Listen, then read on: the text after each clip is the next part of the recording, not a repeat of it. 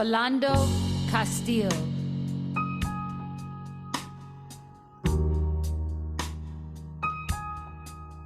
Samuel Dubose.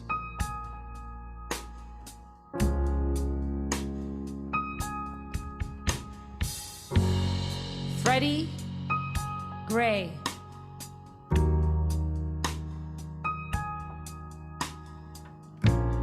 Akai Gurley.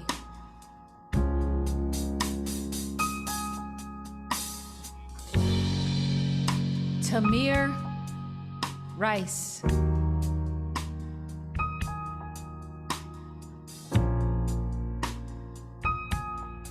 Walter L. Scott.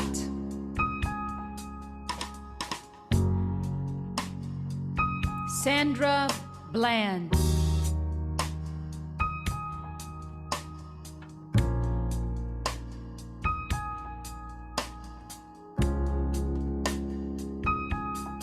Mario Woods.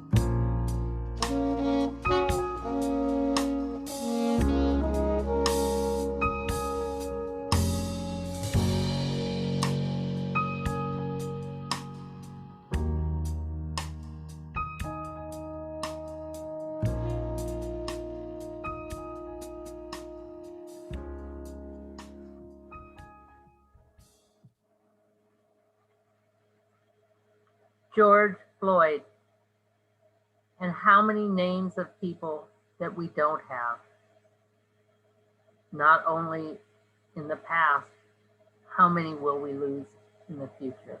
We all worry about that.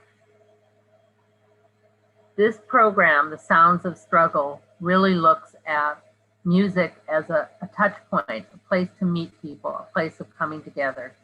And in many ways, it's about the American cultural fabric and the kind of seminal space that Black music, jazz, has had in our history, and how that has then influenced and been a part of a kind of allyship of understanding what movements mean, not only in this time that we're living in now, but going back far, far in the past, going back 40 years, and really thinking about what that impact can say for how we go forward.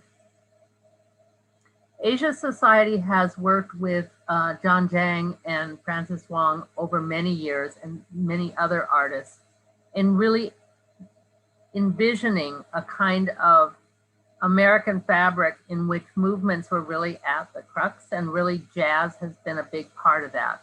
And what do we call jazz?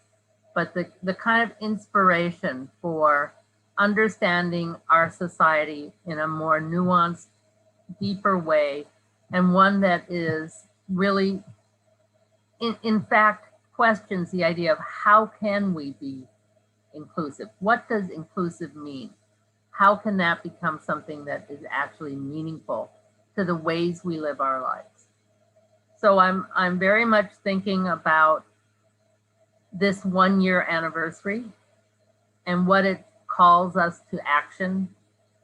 But I'm also thinking about the work of the artists that we're featuring today, and a thought experience of what that means. And I'm very delighted to have Cat Zhang, who is here, who is a young journalist and thinker and provocateur who's really been helping us navigate. But I think she's also brought a kind of curiosity to a body of work and a sense of movement that I hope that we will have a chance to better explore today. So please, let me just say one more thing. At the end of our program, we will have time for question and answer. Please do put that into the chat so that we can get some thoughts that you may well want to hear from our speakers today. So with that, take it away, Kat. Hi, thank you so much, Rachel. It's a real honor to be here. As someone in the youngest generation, I am still coming into my consciousness as an Asian American, which is why this feels so meaningful to me, because when I was growing up, I never really understood that there was sort of an Asian American history of activism, that you could kind of be political and be yourself. And then also last summer, as the Black Lives Matter protest was happening, I kept on thinking about, what was the relationship between what was happening in the streets and the marches that I was participating in, and then also my daytime job as a music critic. And somehow these worlds felt like they should be interrelated, but they felt a little sealed from each other. And so I was constantly trying to interrogate, what is the relationship between politics and music, and what is my role in this as an Asian American music listener and critic?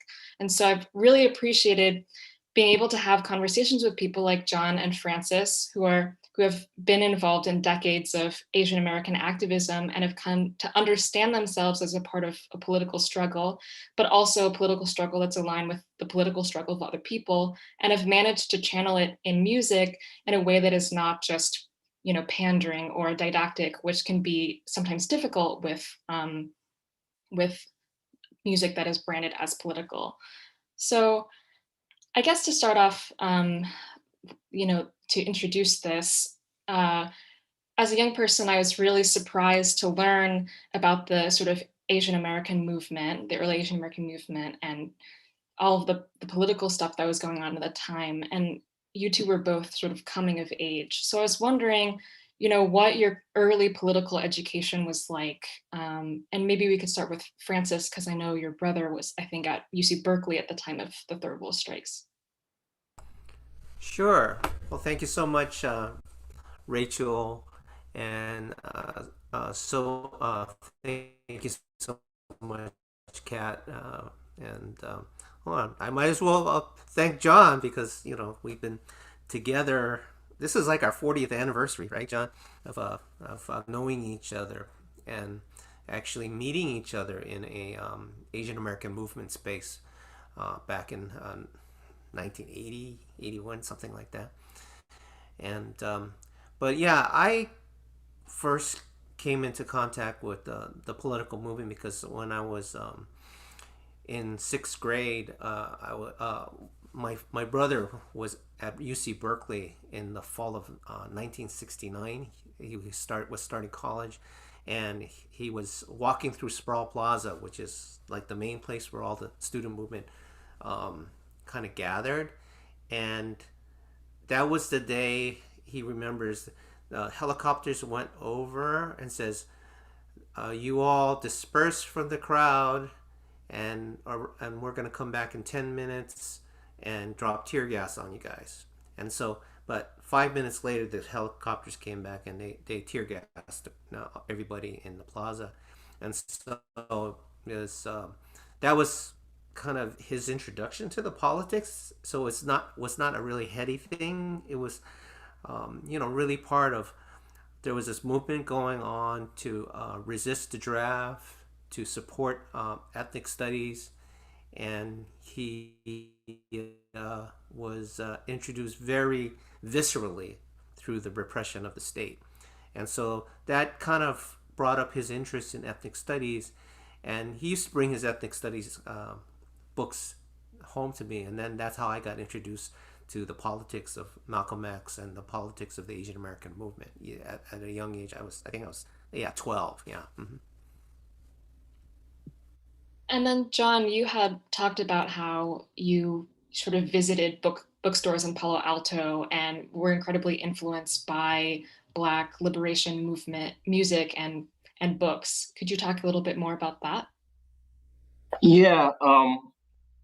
So during the late 60s and early 1970s, Black revolutionary politics and Black liberation music became a popular social phenomenon. And Francis, he was a middle school student in South San Francisco, and I was in high school in Palo Alto, which was a quite predominantly white middle class suburb about 35 miles south of San Francisco. Um, Maybe we could see the slide. No, I won't. I'm sorry. I take that back. I'm improvising here. So in Palo Alto, there was a bookstore called the Camara Bookstore, which carried books and recordings about Black revolutionary politics and Black liberation music. So in Malcolm X's book, By Any Means Necessary, Malcolm X recognized the importance of Black music to Black liberation. And so at the first public rally of the Organization of Afro-American Unity in New York in 1964, Malcolm X explained that Black music is the only area in America where Black people has been free to create and has mastered it. So if Black people are given intellectual independence, Black people can create a society that has been invented, just like the Black musician who improvises on something that he hasn't heard yet.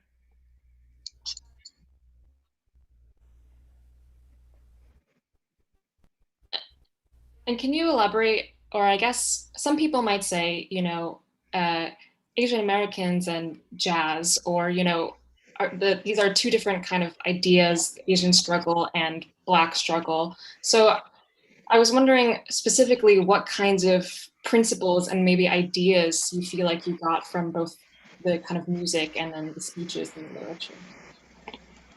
Well, I feel that music is a language, or it's made up of many languages.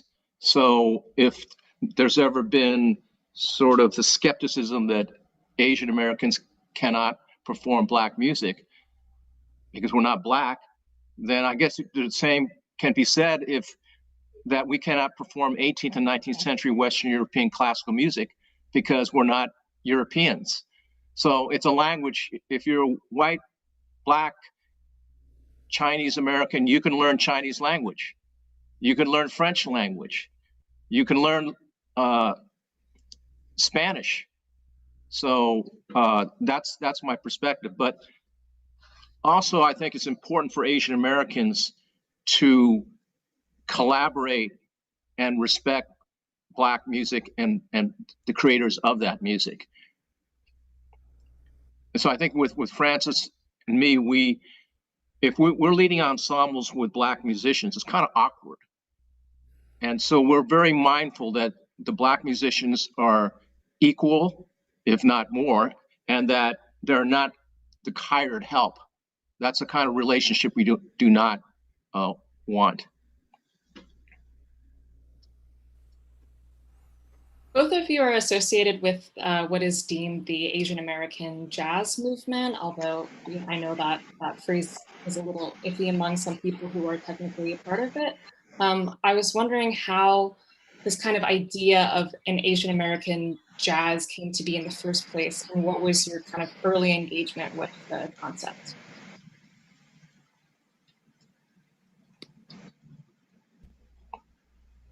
Well, I'll go first. Yeah.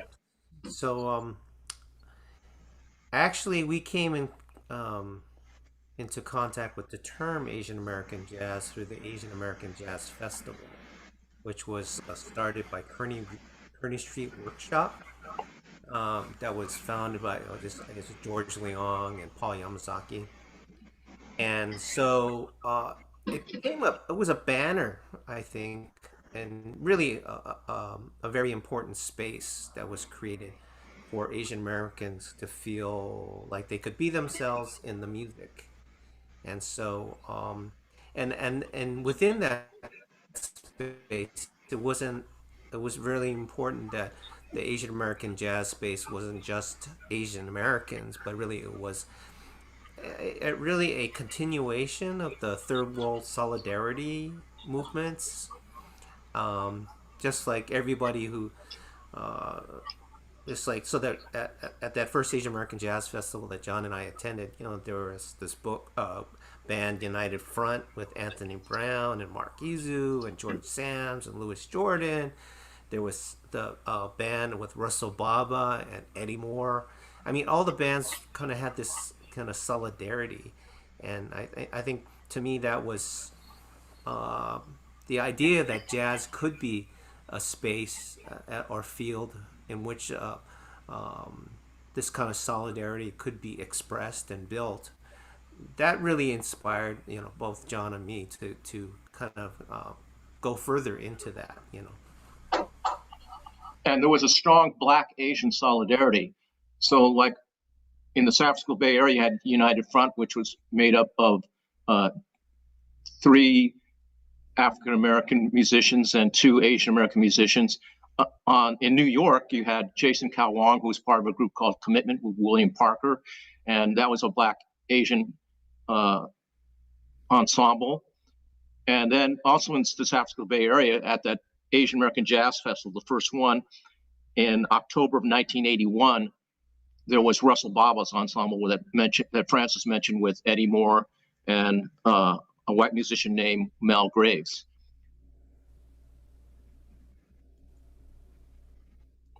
One thing that seemed very distinctive to me about Asian American jazz, or that was surprising to me, was that, it wasn't necessarily just Asian Americans playing jazz music, but that you were actively trying to kind of incorporate elements of your own heritage or of traditional Asian musics, but in a way that wasn't, awkwardly crammed together or, fetishistic in any way. And so I was wondering how you kind of thought about blending those elements in with progressive jazz, and maybe what concepts in each of them you felt like aligned together. Well, one of the reasons why we reject jazz is because we don't perform in clubs. We do not perform jazz standards. We perform our music.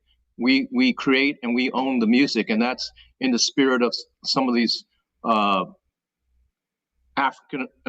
these Black music collectives, such as the Association for the Advancement of Creative Music in Chicago, BAG, which is Black Artists Group in St. Louis, UGMA, which is Horace Tapscott in Los Angeles, and in New York there was like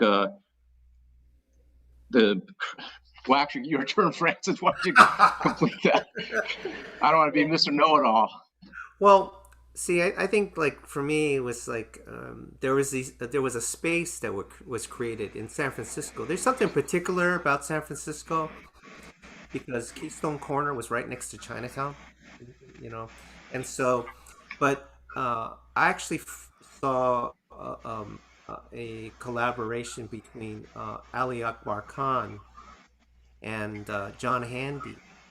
And when they got together, they just played music together. They didn't and wasn't trying to fit into each other, but just to try to make music together. So in real time, these great musicians, really, masters, were trying to communicate and create communion. And so to me, that was kind of like a an invitation to say that I could bring something to the table, you know, from my heritage, and to because the example was already being set by the masters. Yeah. Yeah, and there were Black musicians that were experimenting with Asian traditional music, such as Billy Harper, was that recording in Paris. He took Soran Bushi, which is a Japanese fisherman's song of North Hokkaido, and he turned it into his own work. It was really great.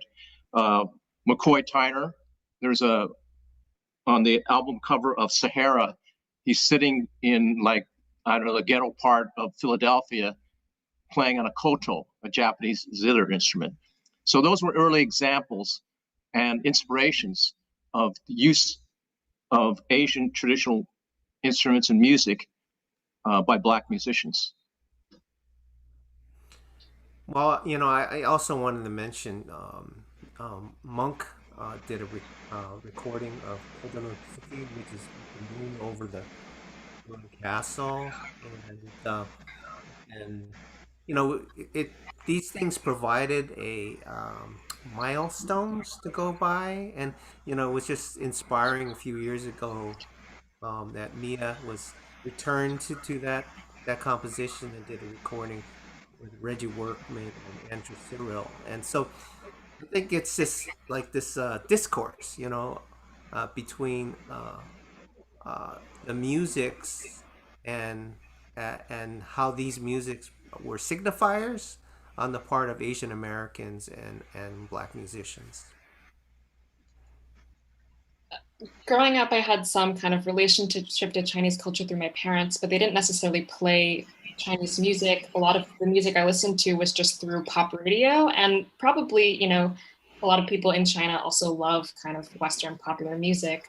So I think some young people might listen to this and say, well, I have no connection to like, Chinese folk songs or any of these traditions. And I was wondering whether you kind of grew up with that training or whether you actively sought out that kind of education.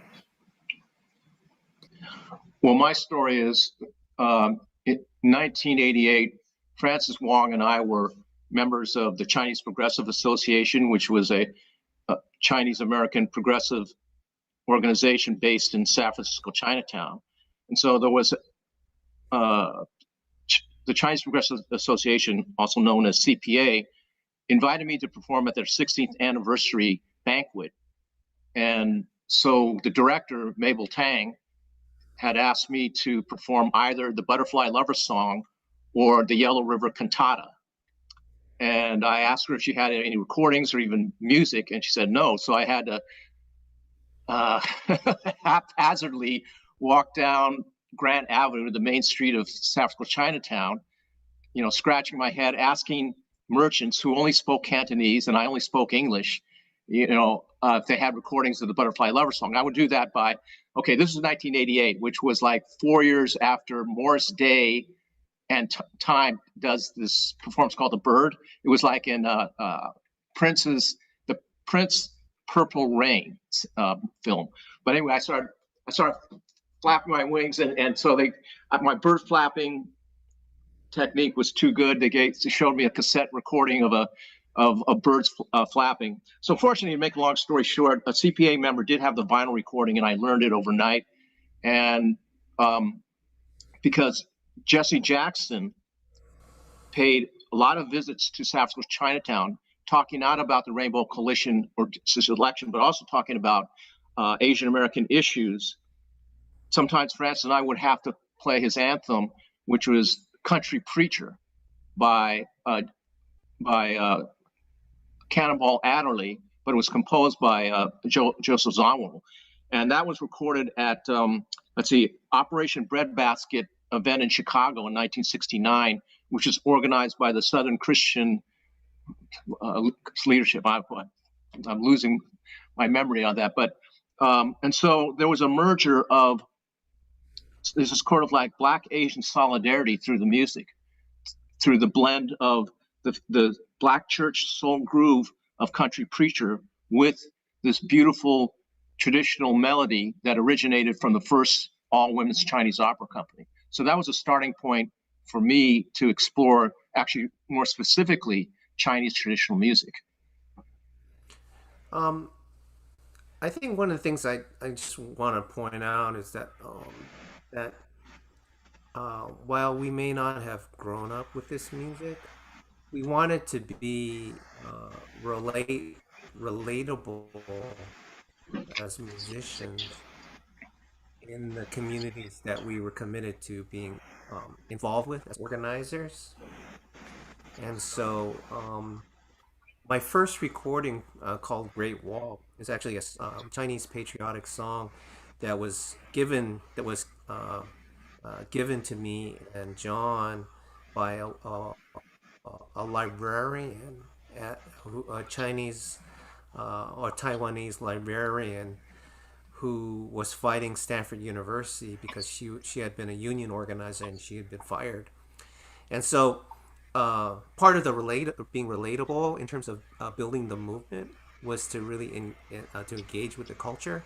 And she taught Chinese language school, and they used songs to teach teach Mandarin in that kind of that Palo Alto area. And so she said, "Hey, you guys are creative. Here's some songs that we teach, and why don't you do something with them?" And so I think, to me, I just think that that was connected to what John just talked about. Is that as we became engaged in the Chinatown community or in Chinese communities of the peninsula, we were part of relating to the community was to figure out how we can bring through music, music, a way to relate and build a bridge and build community with music that people listen to, and so, and then also to show as in terms of our experiences in our music, to kind of show a kind of a maybe start creating the future together, because I always thought that what we were doing and what we continue to do today in our organizing is that we're trying to create a new future, and how this music can really be part of helping us think about creativity and think about how we are going to create that new world together. Great. I wanted to ask a question about kind of anti-Asian violence, and this is a big issue that people is an awakening for some people. But first, I wanted to ask if we could go to the East Wind slide and maybe take a look at that and listen to some of the sounds.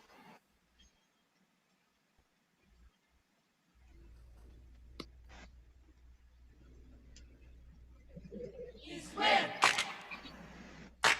Equality for Asian people! East Wind! Justice for Vincent Chin! East Wind!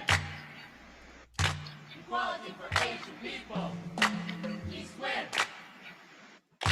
Justice for Vincent Chin! East Wind! Equality for Asian people! East Wind! Justice for Vincent Chin! East Wind!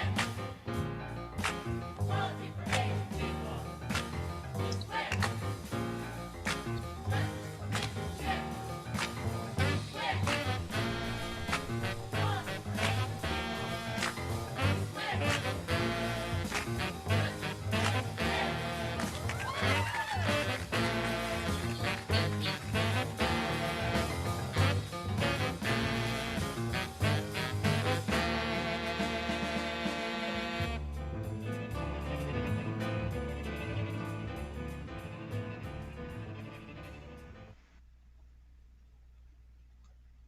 I think something that's that Asian American people who are maybe, just becoming political and becoming kind of aware of broader structures of America, they are kind of surprised maybe to know that anti-Asian violence isn't new, and it never has been new. And I was wondering if you could maybe talk about what we saw on the slide there, and what things were happening in the 80s that Asian American activists were kind of focused on at the time. Yeah, well, there was a rise of anti-Asian violence, and part of it was when Japan became a stronger force in building cars, like Toyota and Honda. And so there's the story about Vincent Chin, who was a 27-year-old Chinese American draftsman who was about to get married. This was like June 18th, 1982. It was around Father's Day, and he was at this strip club with his friends. It was a bachelor's party called the Fancy Pants in a suburb near Detroit, Michigan. And so these two white men said to Vincent Chin, "It's because of you MFs, you mother Fs, that we're out of work." And the one white man, his name was Ronald Evans, he was actually a foreman for an auto plant. And then his stepson, Michael Nitz, he was a laid off auto worker, but he wasn't hurting. I think he worked at a bar. So anyway, they got kicked out, and the two white men stalked Vincent Chin and his friends to like a Jack in the Box. And Evans had a baseball bat, and he bashed Vincent Chin's head. He hit it 4 times, and Vincent Chin died a couple days later. And then there was about a year later, I think it was March 1983, Judge Kaufman exonerated the two white men. Okay, so before I should say that, the two white men made Vincent Chin a scapegoat for the anti-import Japanese hysteria that was going on. So yeah, going back to March 1983, Judge Kaufman said, you should let the crime fit the criminal, not crime fit the punishment. And he exonerated these two white men with like a $3,000 fine and 3 months probation, which is equivalent. Well, I won't go there, but and so there was an outrage. In fact, actually, I'll start with myself personally. I read about the verdict, reading. It was Asian Week, a weekly publication based in San Francisco, Chinatown, English publication. And so I had gone to the Firehouse on Stanford University. That's the Center for the Asian American Student Association. And I saw Francis there, and I told him about this, and I was just outraged. And then I remember Francis says, "Okay, let's have a meeting." And so we joined a town hall meeting at Cameron House, which is a refuge for escaped Chinese women who were trying to escape prostitution during the 1870s. It was run by a white missionary. And so we had this town hall meeting. And after that, hundreds of us marched into San Francisco, Chinatown, chanting in English and in Cantonese, "Justice for Vincent Chin." You have anything to add, Francis? Well, yeah, I mean, so that gives you some context for why we wanted to record that chant on that to try to document and to express back to the community, the sound of the community, that we heard in that protest. I did want to add, is that I think more and more people are finding out about Vincent Chin, but I also that there was, and if you look at the article, can you put up that article again? Anti-Asian Violence, East Wind Magazine. So in there, we in the movement took that opportunity to educate people about the history, of anti-Asian violence, and the fact that actually it was that during that period there was a combination of the anti-Japanese imports, but also the new immigrants coming in from Southeast Asia, and the fact that there was a influx of different Asian immigrants into various communities because people were kind of dropped in different parts of the country and who just didn't have the history and were really threatened by this. And so I think it kind of came together in terms of anti-immigrant sentiment, which is always comes up in periods of difficult economic times, and so that goes really way back to the 1870s. Anytime there was a recession, there would be a wave of anti-Asian hysteria as part of a way to scapegoat and deflect the causes of the economic hardships.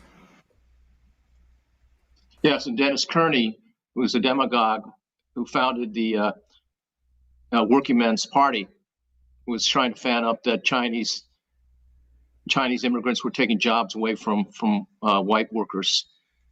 So it starts there, and so I'll give another example. In 1989, it was January 1989, a white supremacist entered a elementary school in Stockton, California, and he gunned down, I think it was 4 or maybe 6 Southeast Asian kids. They were like 4 to 6 years old, and then he killed himself. So again, this is just like, Parkland or Sandy Hook. And it's also another anti-Asian violent incident. Could we look at the slide with Vincent Chin on it?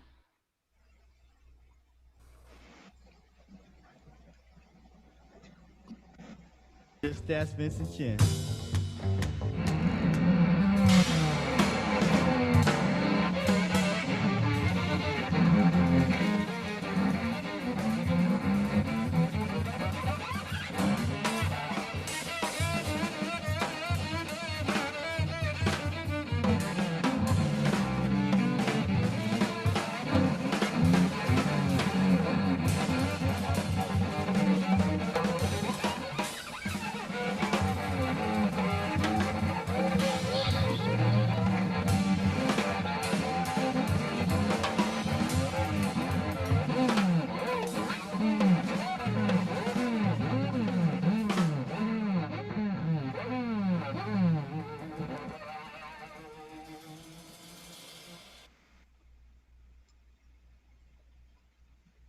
This horrific murder was a sort of a rallying call, I think, for many Asian Americans. And then it, through processing that grief and anger, that became kind of a source for music. And I was, John, you made Are You Chinese or Charlie Chan? And how did you kind of process some of these emotions and then go about translating it into a composition? Well, first I'll give an immediate response to this music. This excerpt is that you just heard is from the title track, Are You Chinese or Charlie Chan? And if you hear it again, there's 4 hits at the very beginning. That's to symbolize the 4 hits that Vincent Chin was bashed. Now, this section, I call it kind of like the Jimi Hendrix Star Spangled Banner rendition. And you heard Cash Killian, the cellist, play this kind of wild, it's sort of like, to me, a mirror of where we're at in white America. And so there is this kind of anxiety, anticipation, trauma, and just, craziness. That's, well, of course, we would talk about with what happened with George Floyd in those 9.5 minutes. And so that's what that is. Now, going to the work, Are You Chinese or Charlie Chan, where does that title come from? In 1981, a year before Vincent Chin was murdered by the 2 white men, there was a film called Charlie Chan and the Curse of the Dragon Lady. And just to give you some history, during the 1930s and 1940s, there were 44 films made about Charlie Chan, who was a fictional detective, but they were played in whiteface by 3 actors. And so this 1981 film about Charlie Chan was going to be the eponymous roles were going to be played by white actors like Peter Ustinov and Angie Dickinson. So there was a protest by Asian Americans. It was a group called, Coalition to Nix Charlie Chan. That's what it was called. The Coalition to Nix Charlie Chan. And it was a national protest. And that's why I call this piece, Are You Chinese Charlie Chan? Because that was on my mind. And then the second part is, what if the 2 white men beat up and killed Charlie Chan only to discover that he was a white man taking jobs away from Asian American actors? So I kind of flip the side of that coin. I'm kind of like into Black comedy, satire. It's kind of inspired by Charles Mingus' Fables of Faubus. And I think that's why it didn't become a Asian American movement song or anthem, because it was a little bit, well, not a little bit, it was obtuse, I would say. Maybe you can give more of an objective opinion, Francis. Well, I just think that, the thing that you always taught me was, I think that, so John, was a much more developed musician when I met him. I was just starting out, and he encouraged me as an activist to really get serious about my saxophone playing and my music writing.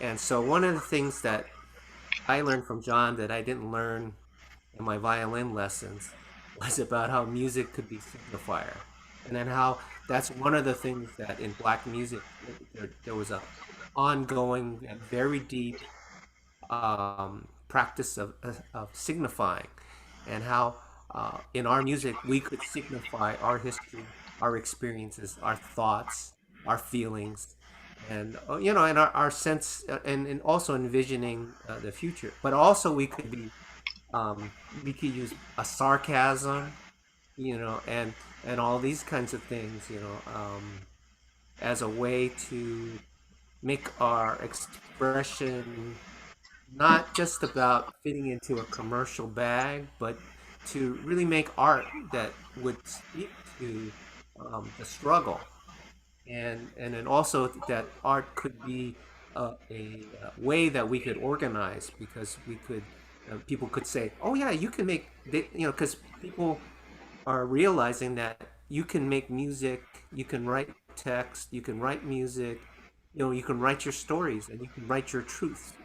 And so to me, that's a lot of what was so important about the Are You Chinese or Charlie Chan, was that this really developed view of how we as Asian Americans could express our truth.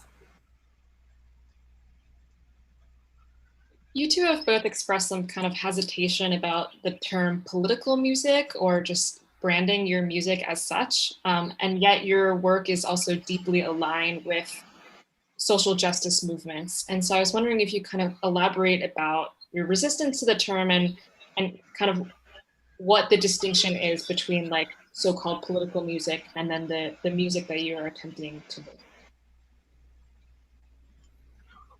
Well, give me an example of what is political music, or who Well, or who identifies them as their music as political music, I guess. well, there are plenty of contemporary artists who, would say that they're making political music as a kind of immediate response to current events and stuff like that. Or I think maybe because perhaps this label sticks because just a lot of young people kind of buy into the idea that everything is sort of inherently political, and so you're making a sort of loud statement, and then you brand it political music. But I think your kind of resistance to the term is very interesting and sort of subtle, because you are very political people, but perhaps there's something about the branding of implied by the phrase that you feel uncomfortable with. Well, I think we would reference, we don't have the slides of this, although we do have slides to Black liberation music books. And well, yeah, let's look at the slide to Black liberation music books. So there were 6 crucial books written about Black music, mostly by Black writers, such as Leroy Jones, also known as Amiri Baraka. He wrote Blues People and Black Music. And then there's A.B. Spellman's Black Music, 4 Lives, The Music of Black Americans, Eileen Southern, Black American Music by Hildred Roach. And then there were white writers who wrote about Black music, such as Frank Kofsky, Black Nationalism and the Revolution in Music. And so a number of artists say, such as Max Roach. In fact, let's go to that slide with Max Roach. That's the Freedom Day. Let's go to the Freedom Day slide. Max Roach composed and performed and recorded We Insist, the Freedom Now suite that was inspired by the lunch counter sit-in by 4 college students in Greensboro, North Carolina in 1960. The lunch counter sit-in by the 4 Black students galvanized a national movement of sit-ins and protests against racism and segregation. And so Freedom Day is in response to the Emancipation Proclamation of 1863, and it questions whether or not Black people will have attained freedom in the fullest sense of the word. This recording featured a collaboration between multiple percussionists Max Roach, vocalist Abby Lincoln, and lyricist Oscar Brown Jr. So this recording was produced 5 years before the Voting Rights Act was passed in 1965. And let's hear that some of the music of that.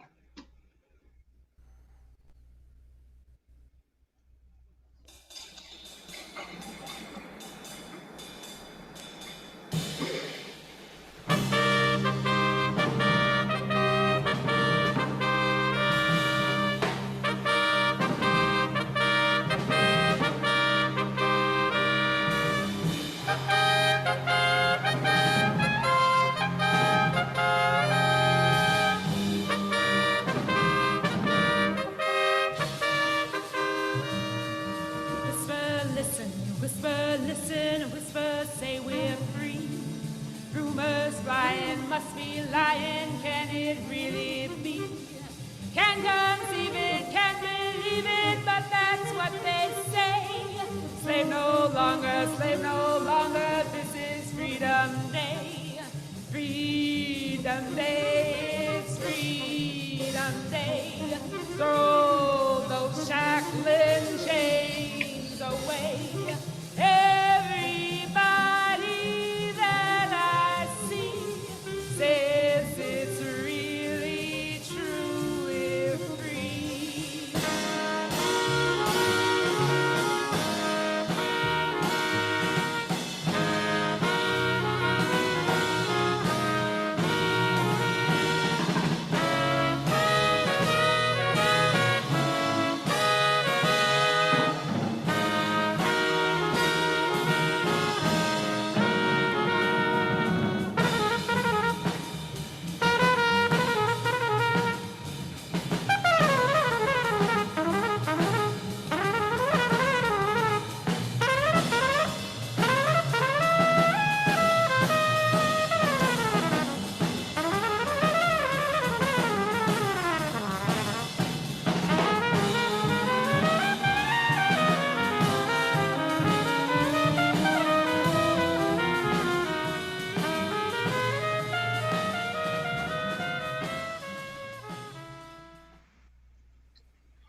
So I don't think Max Roach would identify his music as political music, but I think he would say, I'm a black musician who's taken a political stand.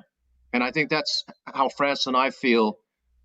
And so let's go to the slide, Reparations Now.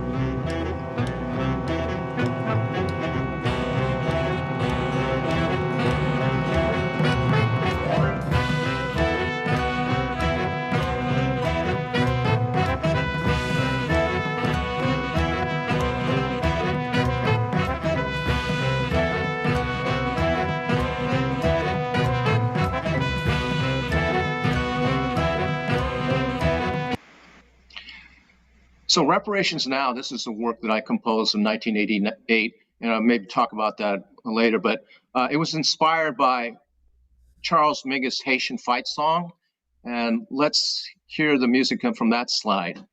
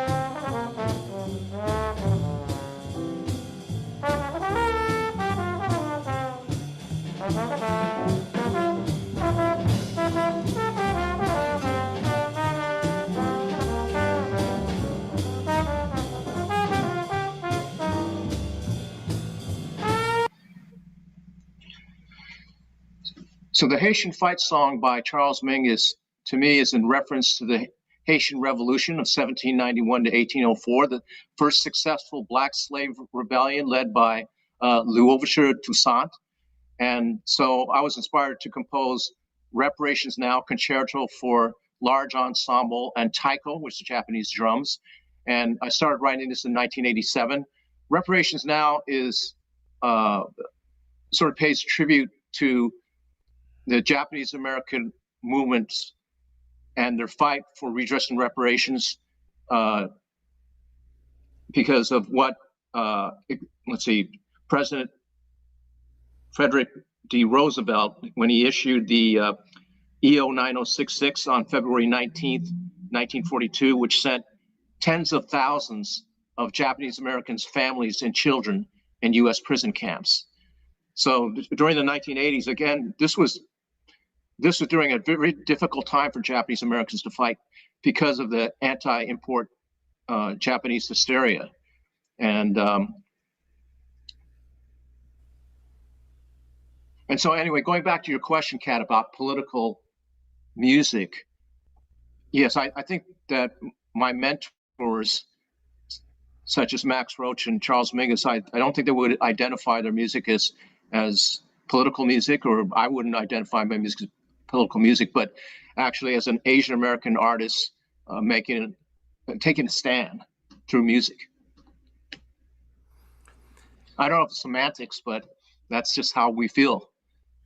Well, I just like to think about, like, as artists, we play multiple roles in our community. And sometimes we're called upon or we're moved to make political statements in music. But we also do other kinds of music. We play music at funerals. We play music at weddings. We play music at social events. And so there's a lot of different functions to our work. And even a lot of our work in communities is not even just about performing works, but being present, and being part of making the spaces for the community to love itself, to grieve, to dream.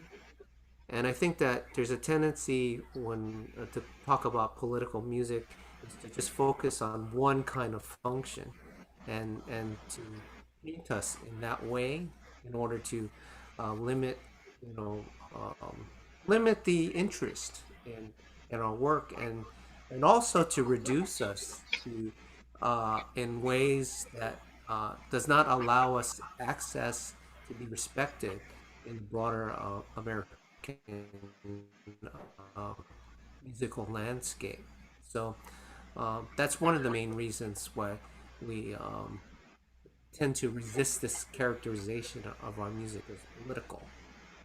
Um, so I think that's kind of, and then a lot of that comes from just deep engagement in our community, and because people don't know us as just political people, they know we're as folks who help out. Like John used to teach citizenship classes in Chinatown, and I raise money for, like for example, like there's a we're gonna listen later, Miyoshi sketches, which is really about honoring the history, and I don't think that's political necessarily. It's just honoring our heritage, and that's respectful. So sometimes I like to think, well, yeah, our music is respectful of our tradition. So. Yeah, I think also during the 1980s, political music, or if you're political, if you're part of the left, there's sort of a sense of martyrdom, like you're not having a life. I mean, it's important for us to nurture our families. I mean, we're not there just because it's the whole, sacrifice, and we have to take care of ourselves too. It's really about humanity. in all the different ways. Yeah, I agree with Francis about music's multifunctional.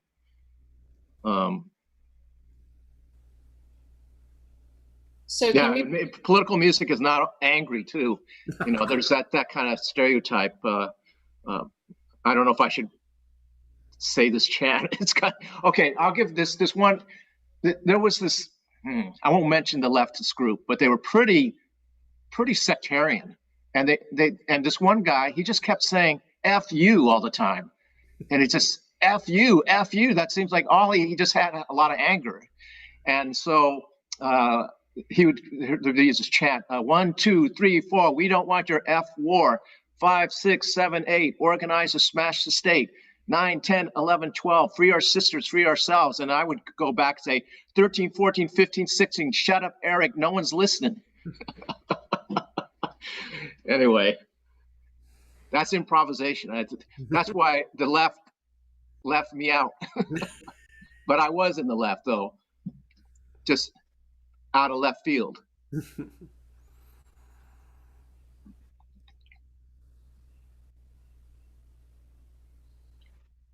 Well, wait, you're muted. You're the silent Asian. The quiet Asian. Okay. You're muted now. Okay. But we still can't hear you. Yeah.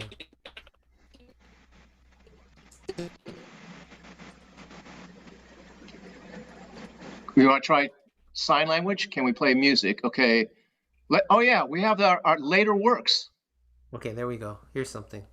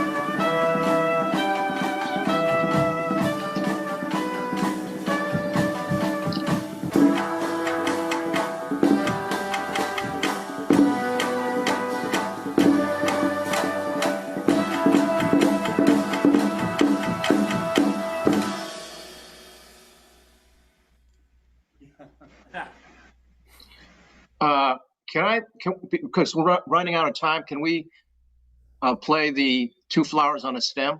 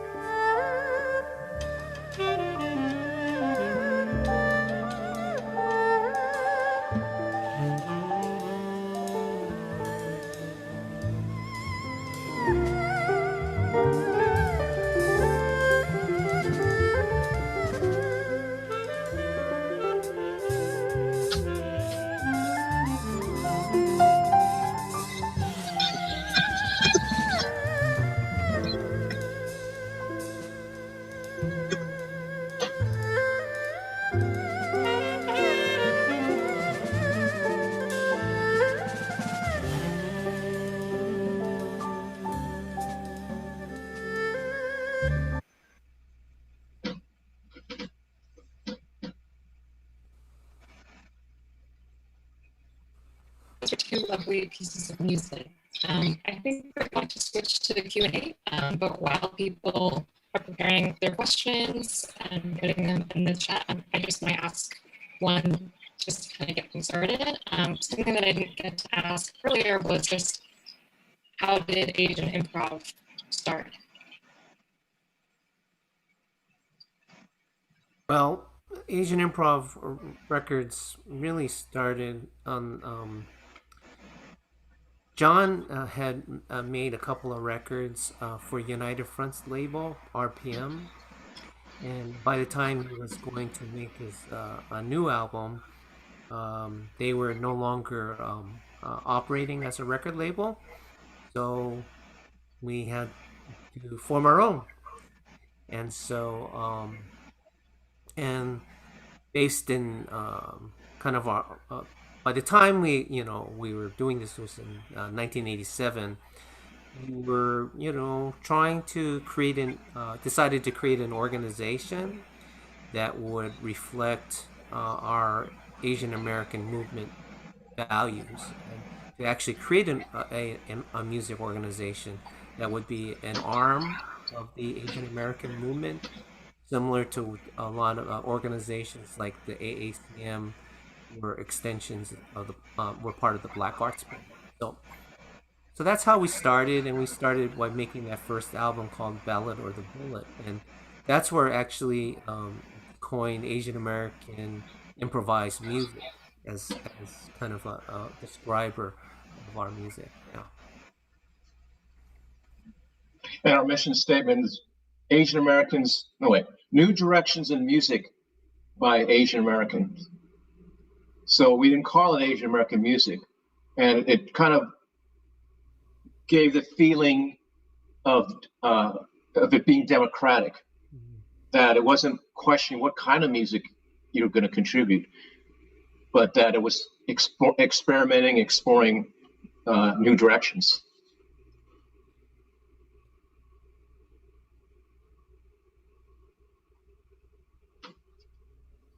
For John about how your music was. You're breaking up. I wonder if we should get it from the chat. Maybe you can write it in the chat.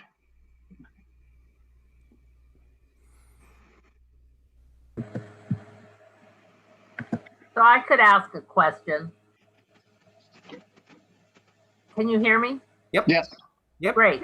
So I'm really curious how your music has been accepted with various Black audiences. And John, I'm really thinking about when we were at the Museum of Harlem with Dr. Billy Taylor, because that was such an incredible moment. I just wondered if you could share that. Yes. So in June 1995, I was invited by the Asia Society. And by the way, I do want to thank Rachel Cooper. That's that person right there that spoke earlier, who is the program director of the Asia Society.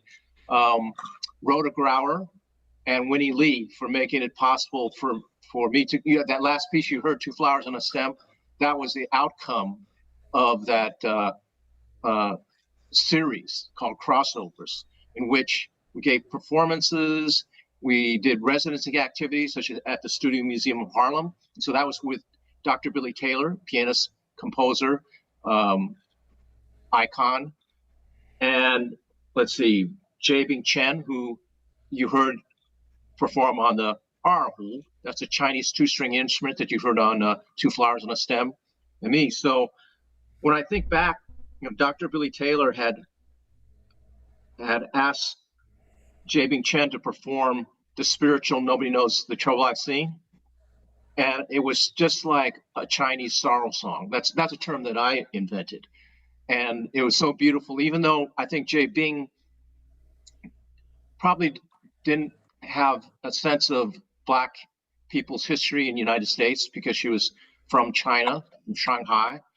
But I remember Dr. Billy Taylor said, you don't have to understand the language, you just have to feel. And that's the beauty of music languages. You don't have to understand the languages, but you have the ability to feel that music. And so at that time, when I thought, okay, nobody knows the trouble I've seen. You know, it's like when I was a kid, it was like an old Negro spiritual. That's probably how I would look at it. It's a black spiritual.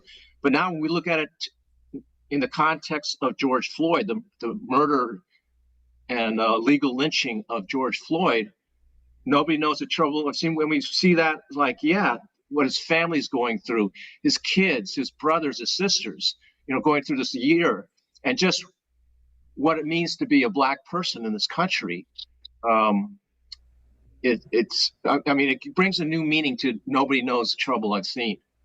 You know, so I've kind of evolved in my understanding of that, and you know, those spirituals, black spirituals, were like songs of survival, and they were codes, just like "Wade in the Water" was a way to instruct the. Anyway, I'm going off tangent. You asked me to talk about, you know, the experience at Studio Museum of Harlem. So let me just get kind of focused. So there were black people that embraced, I think, Jay Bing and myself. And I remember Pat Cruz, who was she was the director there, and we talked about Randy Weston's experiments with Afro-Asian, particularly with Min Chao Fen. She's mentioned in his book called African Rhythms, written by or edited by Willard Jenkins, and that was a book that was published before Randy Weston passed away. I don't. Would you like to reflect on that moment? Well, I will say that what I remember was somebody standing up and saying, I never thought that somebody Chinese would be able to relate to Paul Robeson in such a strong way. And that guy started crying. Yes, I It remember always that. stayed with me. He said, I didn't know that you loved our music. I love our music. And I also remember Billy Taylor saying that Chen Bing was like this, right, you know, the music of the spiritual, that it was like, that it had that what you were just saying about the grief. Yeah, I remember. Well, to give you context about the Paul Robeson remark is that, yeah, James Newton and I composed a work called "When Sorrow Turns to Joy," songlines, spiritual tributary of Paul Robeson and Mei Lan Fong. But I just say that without going into it, that the first Chinese music I heard was a '78 recording of Paul Robeson singing Chinese folk songs in the context of Japanese imperialism. And it was a '78 recording called Qi Lai, which is the title of the Chinese national anthem, which is translated as "Rise Up." And it was a record that my late father had left behind. And so I didn't know about this until I was a student at Oberlin during the winter break. That when Paul Robeson died in January 1976, there was this PBS special about Paul Robeson, and then my mom started singing "Qi Lai," and so I just said, "Wow, that's just I can't." I mean, Paul Robeson singing Chinese folk songs. He learned to speak Chinese when he was at the School of Oriental and African Languages in London.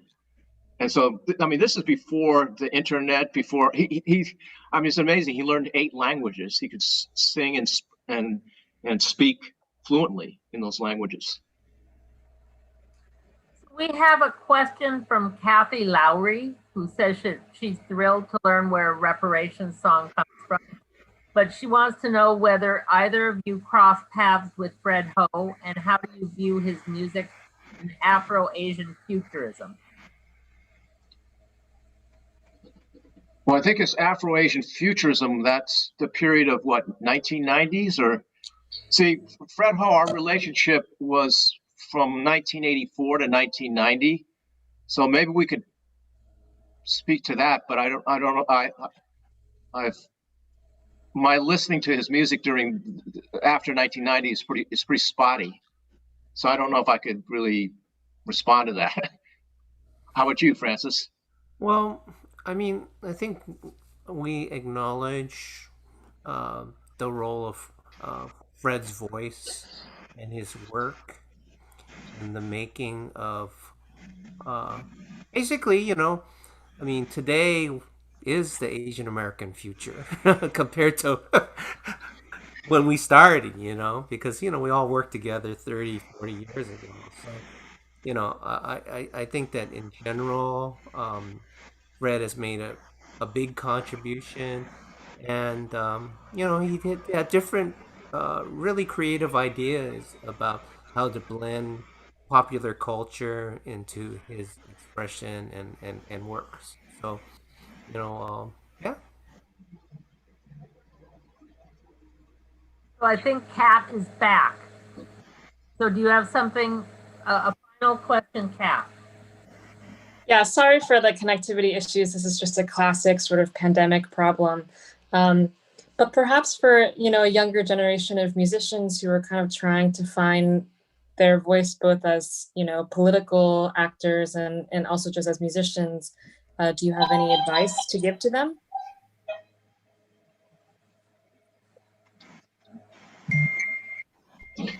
Well, I think one of them, I mean, piece is just find a space and a crew to pursue some of these issues, right? And because for us, if we were just out in the music industry, we really wouldn't have the space to pursue our own culture and ourselves, because the industry doesn't really provide for that, and so we have to provide that for ourselves.